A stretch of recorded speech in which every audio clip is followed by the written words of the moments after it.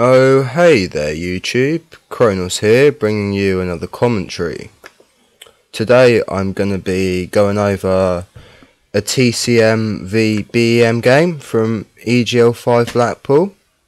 I think it was the quarter-finals, or maybe the round before, when BEM played TCM. It was over Dome CTF. And I think it was Underground S&D. I'm pretty sure it was. And I think the final score of that was 2-0 to TCM, unfortunately. But the Phobia, or BEM, as they were previously known teams, did put in a shift, and it was a very, very close game. But TCM got the better, unfortunately, and went out of EGL. If they had beaten TCM in the next game, they would have played, I think it was Mythics, so getting on to some really good teams up there. So yeah, talking about EGL, in the last video I didn't really go over about EGL5 Blackpool. So I thought that I'd spend a little bit of time going over it and which teams played who and where their final placements were and who was in each team as of the event. So let's start off with BeM Templars, which consisted of TEC Hulk, Homeboy Wang, Kieran CX, and PH Chewy, previously known as BEM Chewy. So that was BeM Templars, and I think they placed, I think it was the 42nd to 64th. I'm pretty sure it was. So they played, I think they beat it. No, they did. Firstly, they beat a team Get Gored. They won, I think it was 2-0. And in the second round, they were against Furico Dragons, top 10 seeded team, and they lost 2-0, unfortunately. They tried their best, but they played one of the top teams in European gaming. But it was a good game, good to watch. Then they went down into the losers bracket, and they played then. They played, I think it was Vincere, and they beat Vincere.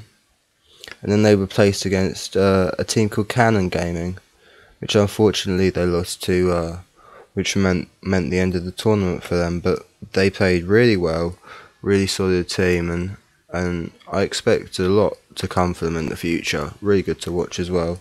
Some really nice lads in there. The other team that went were the BeM Esports, now known as Phobia Esports, and that team consisted of BEM Stubborn, BEM Impulse, BEM Cookie, and BEM Rex.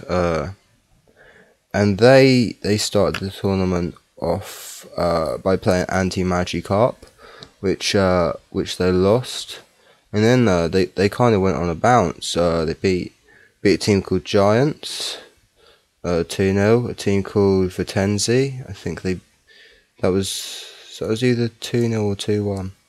And then they played Nova 6. And I'm pretty sure that was 2-0 or 2-1. I've got them the wrong way around.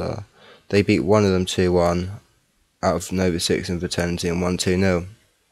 And then they come up against a top 10 seeded team called TCM, which obviously this is footage of the TCM game, CTF on Dome, and they lost, unfortunately, but they didn't lose convincingly. They put up a really strong fight, and they were really unlucky to lose. The S&D was a close game. I think I have that on the laptop somewhere, so we'll see if I can fish that out if anyone wants to watch it. If you do, just leave a comment below, and I'll try and get a video done for you.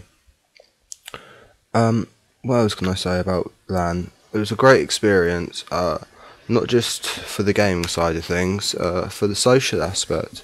I caught up with a few people that I've gamed with before over Xbox, and also the team that I play with and people within it, and it was a great experience.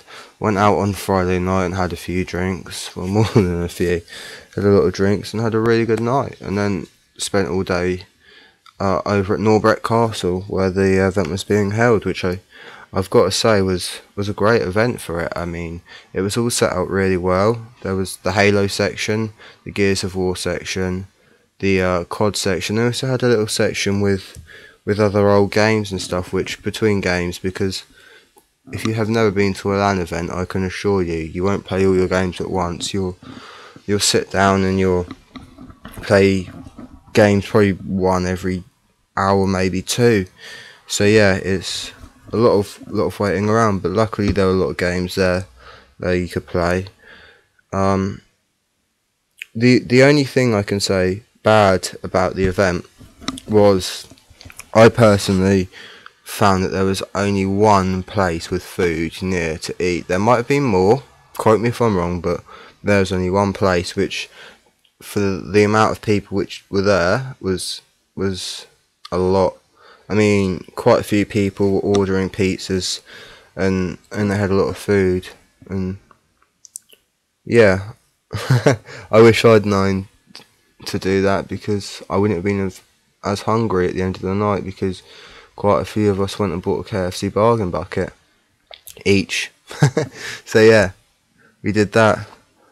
But yeah, really good experience. I urge anyone to go if you can. Definitely go. I think I myself, I'm probably going to try and get over to Holland for the next Reflex whenever it's announced. So that should be good. Representing Phobia, of course. Just as a spectator, trying to get our name out there and stuff. It's not 100% if I'm going yet, but I've said to one or two people that I may go. Which brings us on talking about Phobia to the launch of Phobia this week. I'm not sure what date it is yet, but Phobia will be launched this week. 100% on that. I've spoken to the owner. He said to me, "Yep, Phobia, we're going live this week."